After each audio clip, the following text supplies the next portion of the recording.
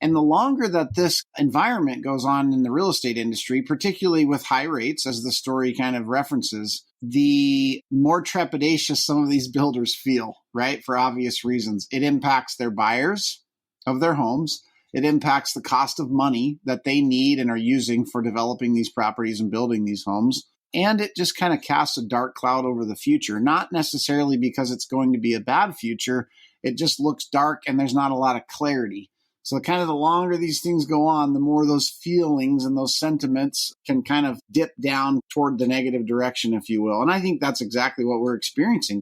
This is not just new news as of yesterday, some of the challenges that we're all facing, right? It's been quite some time. What you realize is that the average number of home sales per agent will be the lowest we've ever seen since they've been recording it.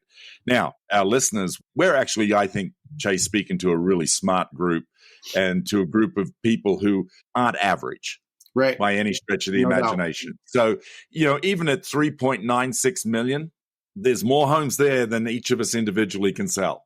So the opportunity's there, and it just means we have to get ahead of it. And what I think we've got to be really careful about is we don't go into victim mode, right? Where we're a victim of the market. Oh, woe is me. My business is down because of the market. You and I both believe that home ownership is still an incredible opportunity for all who choose to take it. And we know that it can be incredibly important toward the building of wealth over time and has been for many, many, many decades, right?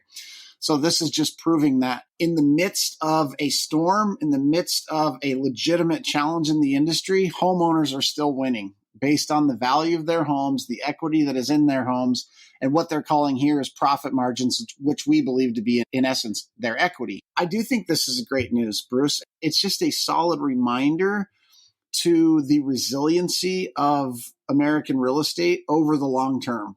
It's great to be a homeowner right now, even if you feel stuck because you don't want to lose your low rate, and so you're keeping your home from market. We know that's happening out there.